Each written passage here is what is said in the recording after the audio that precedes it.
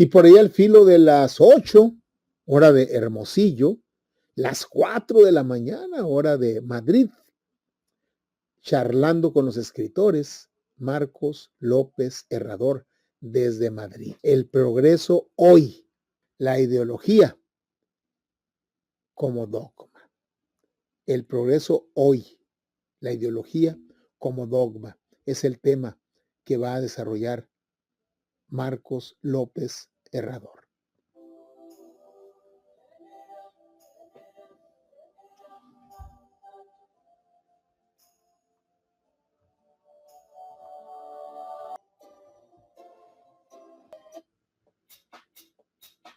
Bienestar Miranda, cosmética natural, orgánica, saludable, al servicio de tu belleza, presenta.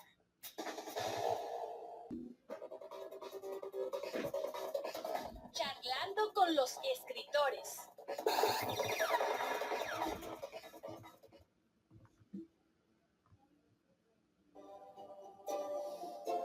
Buenos días, Marcos.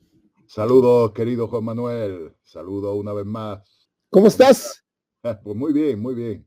Estoy estupendamente. Viviendo estos tiempos, como tú muy bien has dicho, estamos viviendo tiempos míticos. Estamos viviendo tiempos de transformaciones radicales y absolutas, universales, y que no sabemos muy bien a dónde nos pueden llevar, Pero ojo con los grandes cambios, con los cambios radicales a nivel mundial, porque siempre encubren una lucha por el poder y la hegemonía. Y ahí están los mitos como ejemplo. Ahí están los mitos como ejemplo, efectivamente. Muy bien, Marcos. Fíjate bien una cosa.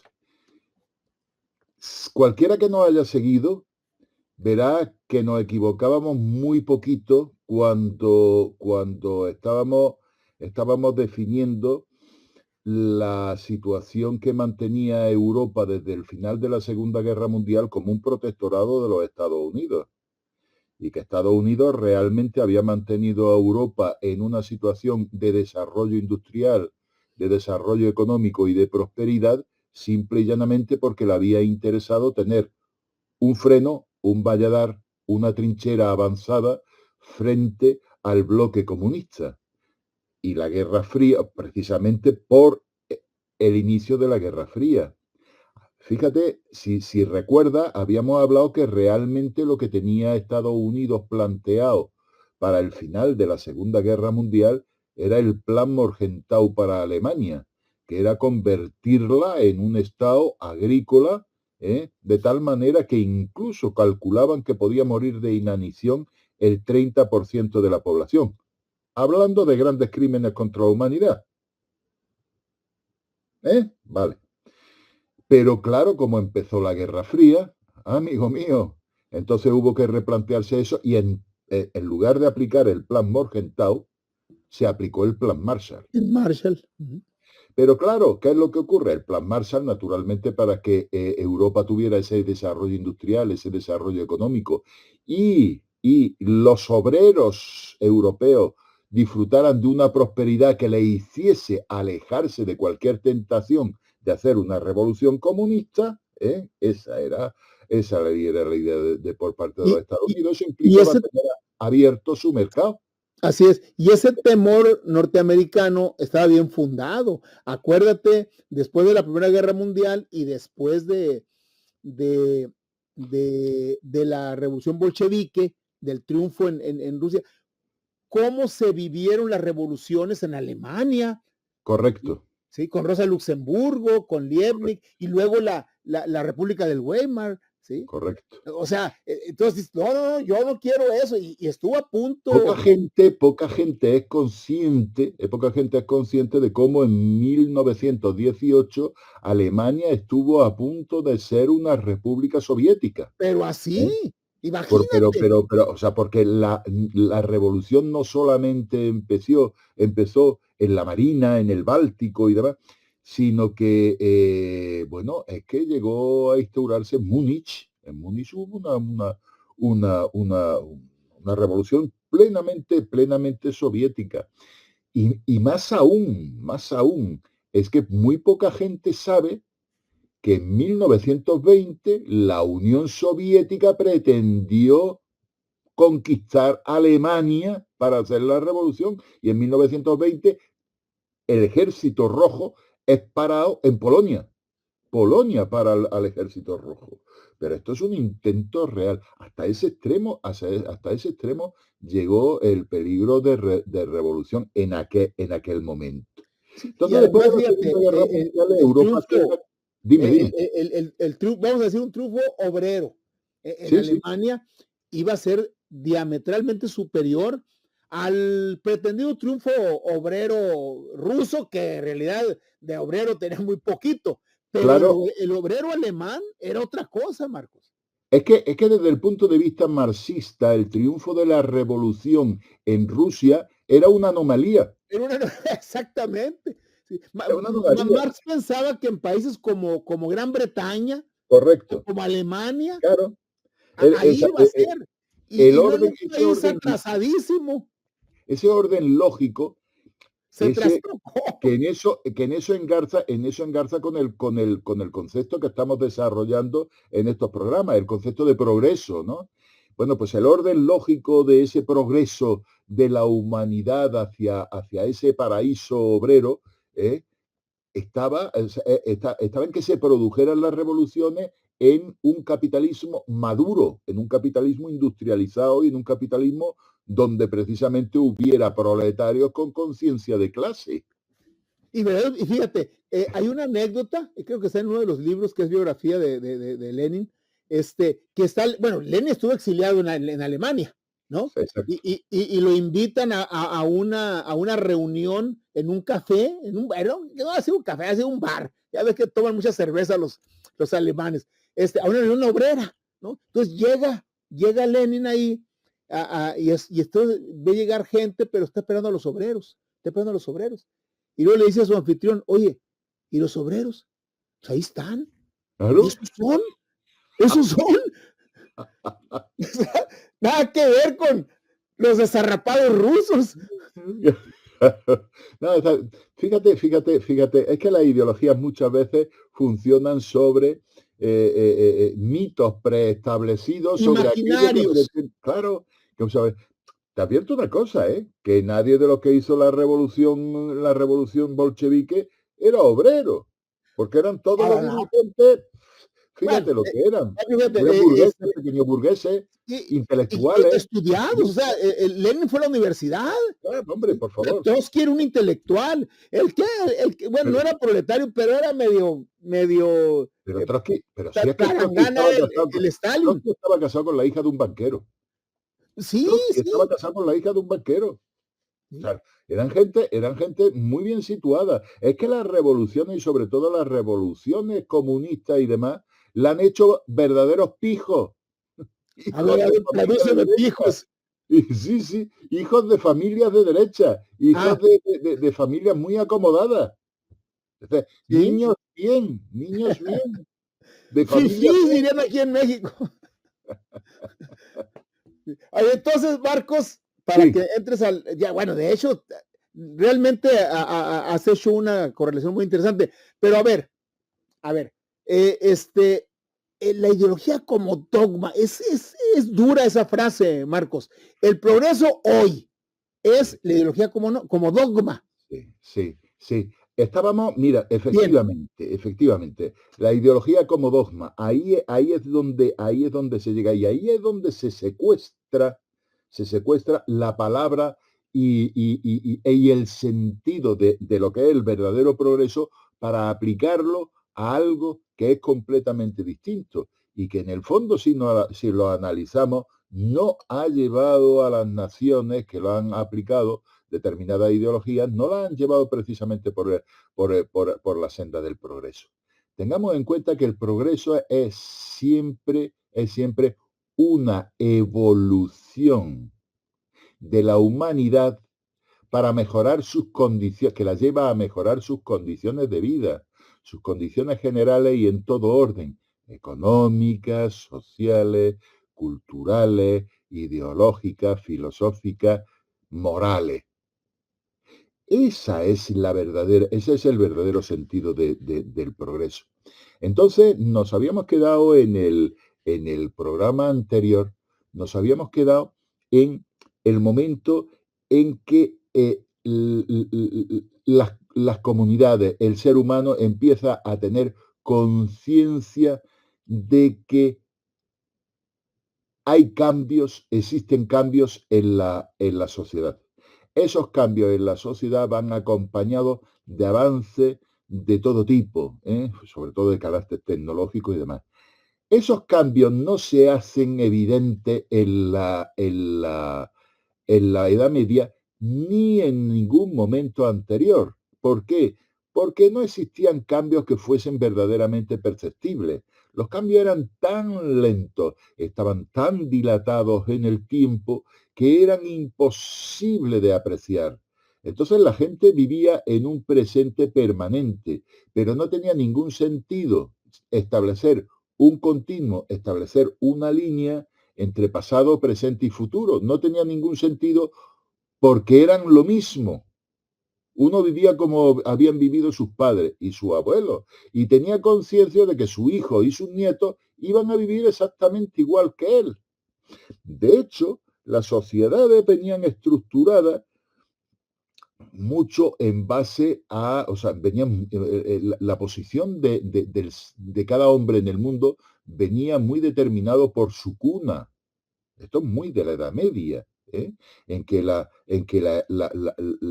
sociedad está estratificada pues casi por castas, ¿no? O sea, por esas clases en el que el nacimiento y la cuna determinaba el lugar que ibas a ocupar en el mundo y muy difícil iba eso a cambiar. Fijaros, me estoy refiriendo a esa época que todos conocemos, medieval, por supuesto, en el que no solamente se heredaban los títulos nobiliarios y no solamente era una cuestión de sangre y cuna el lugar que se ocupaba en la nobleza. No, no, no. Es que incluso, fijaros bien, entre los artesanos, entre los labradores, se iban heredando el oficio del padre. Uno tenía el oficio y desarrollaba de adulto el oficio, pues que había desarrollado y que había tenido el padre. Es decir, fijaros bien, pasamos de una sociedad completamente estática a una sociedad que empieza a cambiar en el Renacimiento. Empieza a cambiar culturalmente en tanto en cuanto en el Renacimiento se establece un vínculo con la edad antigua, con los clásicos grecorromanos. Se establece ese vínculo descubriendo toda esa cultura, toda esa filosofía, toda esa forma de pensar que no estaba vinculada a la religión cristiana, que no estaba vinculada al dogma, que no estaba vinculada a esos preceptos y a esa forma de interpretar la vida en la que se establecía la verdad mediante la fe, sino que se encuentra y se recupera lo que es poder llegar a la verdad mediante el conocimiento y mediante la razón. Se establece ese vínculo y entonces, claro, ¿qué es lo que ocurre? ¿Qué es lo que ocurre?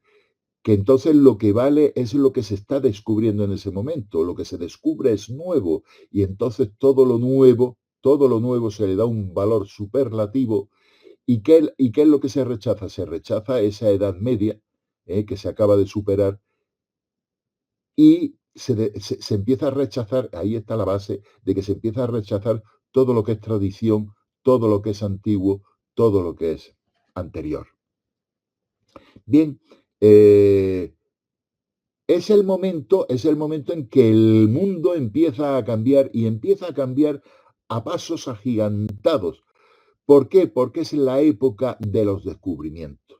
Es la época en que una vez que ha caído Constantinopla, una vez que ha caído Constantinopla, resulta que se corta la vía de comercio con Oriente. Y esa vía de comercio con Oriente traía, entre otras cosas, las especias. Con la cruzada, con la época de las cruzadas, Europa había descubierto esas especias, especialmente había descubierto la pimienta. La pimienta que tenía muchísimas aplicaciones, no solamente en cuanto al sabor, que no es poco, que no es poco, porque fijaros que estamos en una época en que en la carne, por ejemplo, se conserva muy mal. Y hombre, los alimentos, la carne no se consume en muy buenas condiciones. Vamos, por decirlo de otra manera, la carne se consume medio podrida. Y la pimienta no solamente le da ese gusto y ese sabor tan chispeante que tiene todo lo que es el picante, sino que además disimula y muy mucho los malos sabores que pueden venir de una mala conservación de los alimentos, que era la norma general por la época. Al cortarse esa vía, Europa se le corta la vía de aprovisionamiento de unas especies que aprecia muchísimo, que quiere, necesita. ¿Y eso qué hace? Pues hace que merezca la pena echarse al mar, como hace Portugal, para buscar una vía alternativa hacia la ruta de las especias, una ruta alternativa hacia el Moluco. ¿Cómo lo busca? Pues lo busca tratando de bordear y tratando de rodear África. ¿Qué trae eso consigo? La era de los descubrimientos. Descubrimientos cada vez nuevos, cada vez mayores. Se van descubriendo nuevos territorios en África, se van descubriendo nuevas rutas marítimas. Se va avanzando en el arte de construir barcos y todo eso lleva toda una serie de técnicas y tecnología de la época verdaderamente tremenda, porque lleva consigo la necesidad de avanzar en cuanto a lo que es las técnicas de navegación, es decir, la capacidad para orientarse por las estrellas. Hay que saber cosmología, hay que estudiar y saber y conocer el cielo. Y el cielo no ya para rezar o para perderse en mitos de ningún tipo, sino para conocer el cielo es también conocer el universo, conocer la realidad del mundo material tal y como es, no tal y como nos dicen que es. ¿eh? Todo eso cambia por completo la mentalidad, pero es que ya el descubrimiento de América es que ya revoluciona absolutamente el mundo, revoluciona absolutamente Occidente, y claro, y transforma la economía por los metales preciosos que vienen a Europa desde América, y por todos los juegos de poder, por el hecho de que el resto de las naciones europeas se lancen al mar buscando un hueco en ese nuevo mundo, en esos nuevos territorios que se dan. Todo esto hace que la transformación del mundo vaya a tal velocidad que el cambio se perciba de tal manera como para poder establecer un antes, una ahora y un después. Quiero decir, ver que antes se conocía menos, había menos desarrollo tecnológico, en este momento hay más desarrollo tecnológico, es decir, la humanidad está avanzando, pero no solamente está avanzando, sino que está descubriendo cosas en este momento que nos dan nuevos conocimientos, lo cual hace suponer que el futuro va a ser mejor. Y se puede establecer esa línea. En el momento en que tú puedes establecer esa línea, ya puedes asumir la idea de progreso. Entonces, efectivamente ya tenemos esa idea de que el mundo se transforma, el mundo se mueve, se modifica y el mundo progresa. Ahora bien, fijaros, acto seguido, como consecuencia de todo esto, aparece una concepción que es la siguiente. Bien, el mundo se transforma, pero ¿el poder puede transformar el mundo? Y se llega a la conclusión de que el mundo ya no es que se transforme y sepamos y no haya que dejarlo que se transforme. No, se llega a la conclusión de que desde el poder se puede transformar el mundo. Y claro, vamos a ver, eh, eh, dar ese paso es enseguida llegar a concebir el propio poder como un instrumento para dirigir y dar forma a la conciencia humana. Y de ahí, pues vienen, vamos a ver, toda una revolución en cuanto a lo que es el pensamiento y a la concepción de la política, de la sociedad, del propio progreso, etcétera, etcétera. Empiezan a surgir autores, pues como fueron Rousseau, Fichte, Hegel, Saint-Simon, Comte, Marx, Gobineau. Todos estos autores van desarrollando su forma de ver el mundo en base a ese concepto fundamental o esa percepción fundamental que es que el poder puede transformar el mundo. Es más, y si puede transformarlo el mundo, es el poder el que ha de transformar el mundo. No es que puede, es que debe transformar el mundo. Para Hegel la verdadera libertad es aquella en la que el individuo adquiere conciencia de sí mismo como parte orgánica de un estado absoluto. Claro, fijaros cómo se empiezan a superar ideas de la libertad individual para concebir al individuo dentro de lo que es el Estado, como una parte de ese Estado. Para Marx, la adquisición de conciencia de clase y la dictadura del proletariado son las condiciones indispensables para que el socialismo pueda iniciarse y llevarse a cabo esa reforma integral del hombre y de la sociedad. Así que, bueno, pues tenemos a Rousseau con su contrato social, que identifica el poder absoluto, identifica el poder absoluto y la libertad a través de esa teoría del contrato social.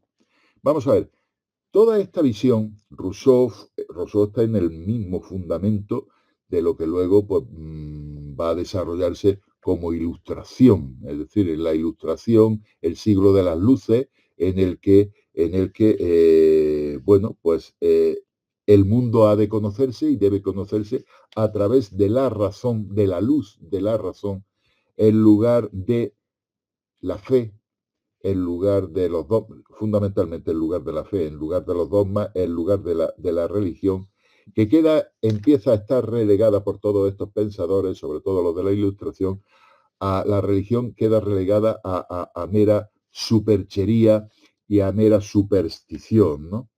Bueno, Rousseau, que veréis, yo considero que Rousseau es uno de los personajes y es uno de los ideólogos que más daño han hecho en el mundo, porque además parte de premisas absolutamente falsas y parten de premisas absolutamente falsas que han sido asumidas por todo un pensamiento que ha llevado al deterioro y a la degeneración del pensamiento y de la ideología occidental. Porque mirad, eso de la teoría del buen salvaje, eso de que el hombre es bueno por naturaleza y solo la sociedad, y es la sociedad la que lo pervierte y lo hace malo, eso es una aberración, eso es mentira, eso es directamente mentira. Y fijaros que eso de que el hombre es bueno por naturaleza y tal y que igual, claro, y entonces el hombre debe aspirar a volver a ese estado primitivo, a ese paraíso en el que vivía como ser primitivo. Miren ustedes, Eso es falso, eso ha hecho muchísimo daño, a nuestra sociedad. El hombre no es bueno por naturaleza. Si el hombre fuera bueno por naturaleza, no habría sobrevivido. Si precisamente una de las cualidades mayores que tiene el hombre es que es más malo, es uno de los peores bichos que existen. Por eso ha sobrevivido. Por eso, teniendo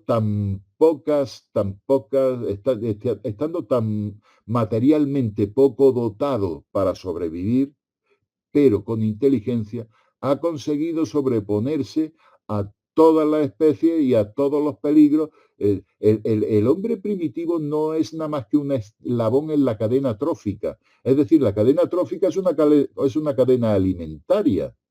Y el hombre forma parte de esa cadena alimentaria. No es más que alimento para otros seres vivos.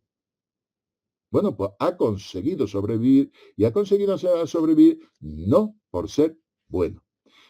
En un estadio primitivo, no existe el paraíso. Señores, de verdad, es que la gente no sabe lo que es una jungla o lo que es una selva. Una selva es la cosa más peligrosa y más terrible para el hombre que hay.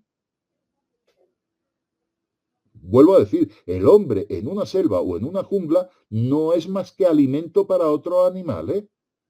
No es otra cosa. Y el hombre en un estadio primitivo, lo que se le ocurre es hacer sacrificios humanos, hacer sacrificios de sus niños, quemar a la gente, degollar no sé quién, destripar a los demás, está en guerra continua, en robar a la tribu de al lado si puede. El hombre en un estadio primitivo no está en el paraíso, en absoluto. El hombre es malo por naturaleza. Y solo en sociedad